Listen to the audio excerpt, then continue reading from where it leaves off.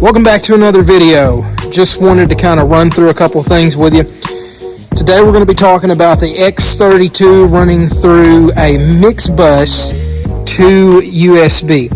Okay, so a lot of problems that we've had over the years with any mixer is when you're going out of like for instance, let's just use the X32 because that's what we have and that's one of the most common. Sorry, I'm going to try to get a little bit better lighting here.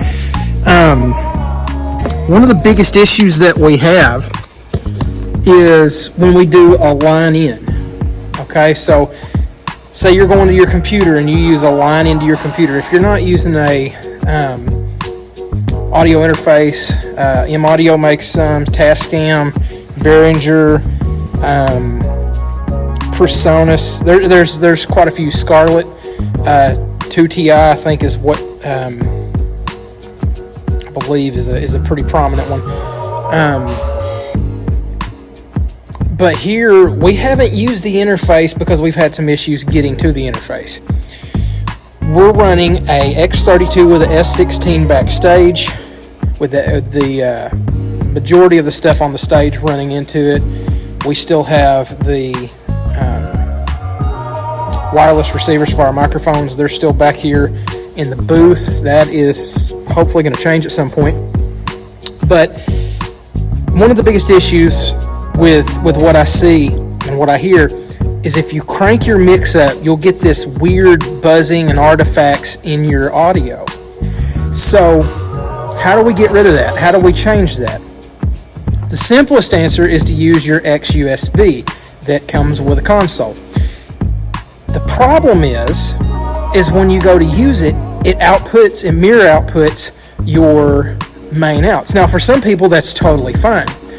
For us, it's not, because we have a lot of reverb in the room, as you can probably tell just by listening. Here, I'll give you an example. You can hear a lot of feedback. So like with the drums, we don't put them extremely high through the house.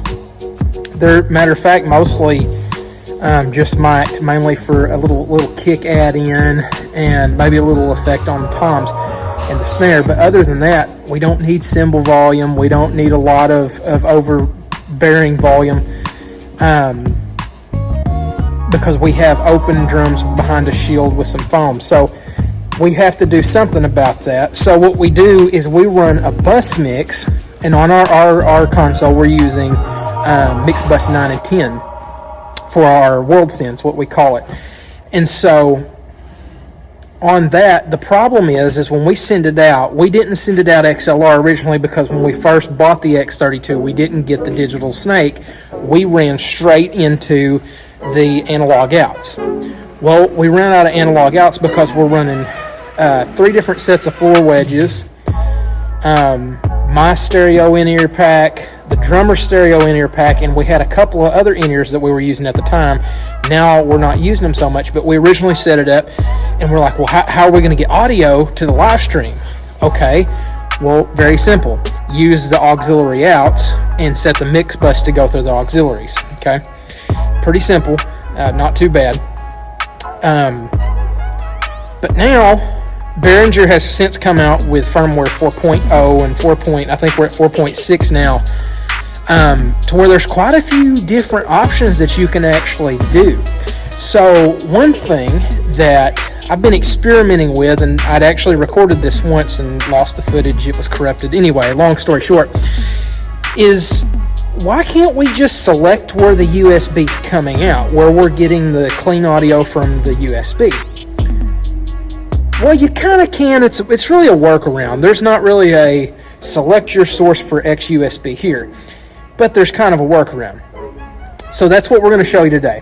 So just a little preface before we get into this. Our X32 is set up with AES 50, the digital snake, S16 in the back, and we're running the outputs, the main outputs for the left, right, and the subs as 6, 7, and 8. Okay, So your outputs may vary as far as what you use in your mix bus that you're sending your audio to, your live stream audio or recording software, whatever, not recording software, recording audio, whatever you're doing is being sent to a mix bus, okay? So today what we're going to do is we're going to send via the mix bus whatever you've got sent to it through the XUSB. So let's get that. All right, so we're going to jump over to the console here and start out from the home screen. Here's what we're going to do. So first off, you're going to take your X32, you're going to go over to the routing tab, which is right here. Okay? So once you go to the routing tab, I want you to go ahead and tab over to the output. So once again, this only works with version 4 and up. But here we go. So we're going to locate our main outputs if you wanted to do it. So like I said before, 6, 7, and 8, that's our main outputs. That's left, right, and center, which is our subs. But we're going to do something a little different. We're going to locate an output for our WorldSend, our live stream mix. So what we're going to do is you're going to page over to the user tabs, and you're going to click this button to go to outputs right here. Okay, now the default, in order to record, or in order to send out your XUSB, your recording, whatever it may be, will go automatically through output 1 and output 2. So what we're going to do, since this is not going to change anything on our output through the main mix, here's what we're going to do. We're going to select this here, output 1, and since we're using auxiliary out, we're going to go auxiliary out 1 and auxiliary out 2. Now, like I said before, if you're using your standard left and right, send, whatever, you could do this a little bit differently, but this is how we've got this set up. So, left, our output 1 is auxiliary 1, and our output 2 is auxiliary 2. That's coming directly off of the console here. So now we're going to go ahead and we're going to tab back over to the card right here. Alright, now we're going to scroll down on the card, because that's what we're running to, is we're running the XUSB to the computer. So we're going to go to card, we're going to scroll down to user out 1 through 8, and we're going to select that. Okay? Alright, so we're going to move over here to the computer. And, see, you're seeing my ATEM right now. Let me go ahead and transition here. Should be seeing the screen now. Okay? So, what we're going to be doing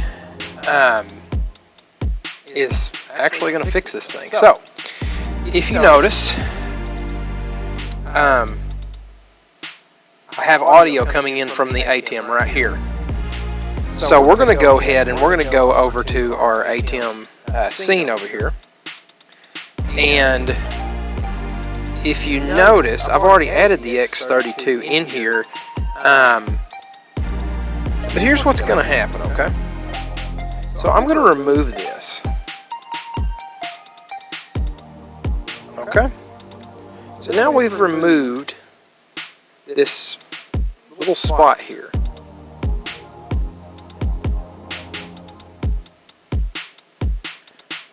And what we're going to do, try to play some music in the background. Hopefully this will work. See, I'm getting some audio, so I'm seeing that it's coming through. I'm going to turn it down as low as I can.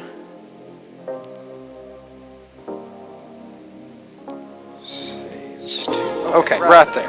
Alrighty, so if you notice, we have audio coming in from the ATEM.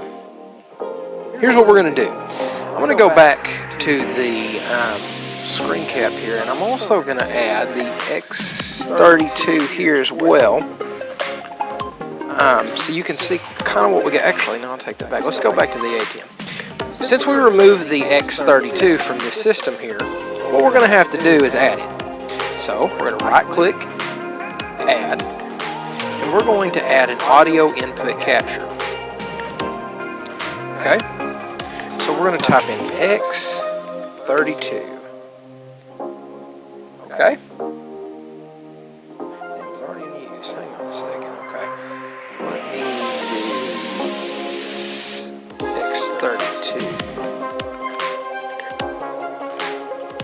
Alright, sorry for the cut. X32 right there. I'm just going to name it something different because I've already got a setup here for those. So it's going to pop up and you're going to see default.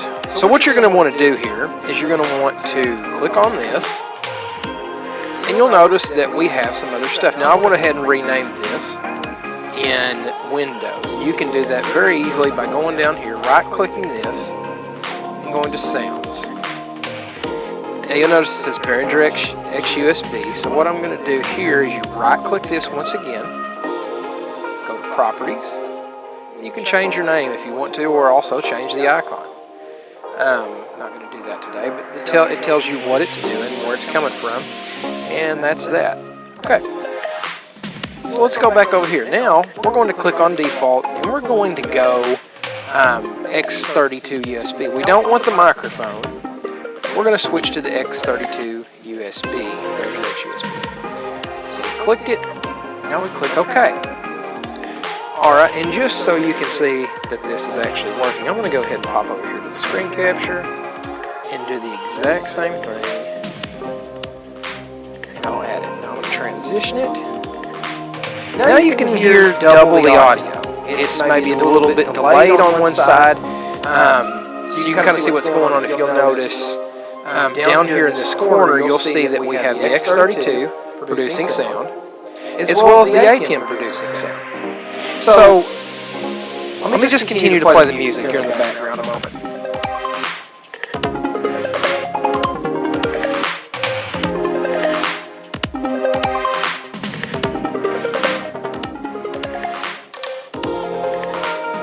Okay, so what we're going to do is we're actually going to mute the ATEM source here. And since I don't want this being a liability, what I'm actually going to do here is I'm going to I'm going to mute it, and then I'm going to lock volume, or excuse me, not lock volume, I need to actually turn that down first. Turn the volume all the way down, and then lock the volume. Or you can right click it and you can click hide. So now it will no longer show up in your audio mixer. So that is probably the easiest way. Now if I go back over to ATEM, and I'm going to switch this over here. Let's transition. Now you're seeing our pulpit, but notice that the sound is actually just a clean signal. This is coming directly from the X32. This is not coming from the ATEM itself. It's coming directly out of the X32 into the USB. Thank you for watching this video. I really enjoyed making this. It was fairly simple. I know I ramble on a lot. I'm still working on that, but the X32 still has a lot of features. I've been really surprised that, you know, Behringer is still, they're taking care of this even 10 years later, 12 years later. This board it's still pretty solid. Yes, there's better options on the market. I think that Behringer did a really good job with that, and they've kept on to it. I wish that they would update their mobile apps, and even their iPad apps, because it's been quite a while. And if you're like me and you still use your phone like for in-ear mixes and stuff like that, because, you know, I've already got 4 iPads on the stage and a MacBook, and being able just to easily set my phone on the keys and slide a couple of things up, that's fine. If you've used the mobile app in a while, you'll notice that underneath everything, unless you have an Android. If you have an Android, I haven't had any issues with it on one of the guys on our team.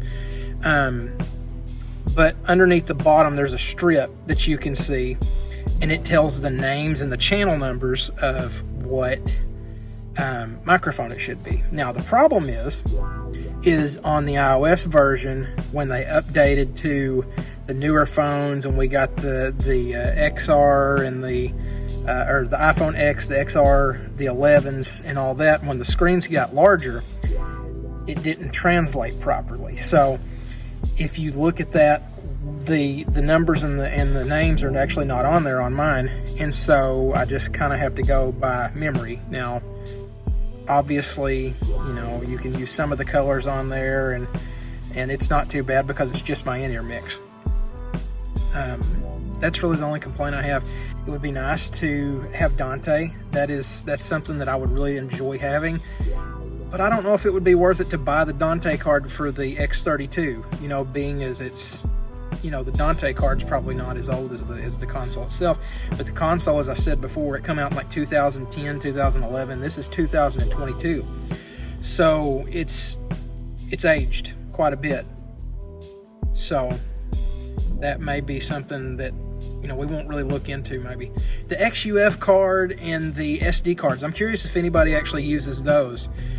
We've not. We've only got the card that come with it, the XUSB. We've never tried to replace it. It's worked for us for recordings and stuff like that, if we're recording the multi-tracks and things like that. But we've not used it to its full capability. And now, since we're, you know, going to try to implement this XUSB mix bus kind of deal, just to kind of see what the audio is like and get an audio comparison, and even switch over permanently, because artifacts in audio aren't good, and especially when you can kind of do away with some of them. I feel like this may do that, or even by using a audio interface. But anyway, thank you guys for watching. Thank you guys for joining in. And tell me, you know, what's your biggest thing on the X32 that you found that you like the most, or that you dislike the most, or if you could, what would you change on it? Thank you guys once again. We'll see you in the next one.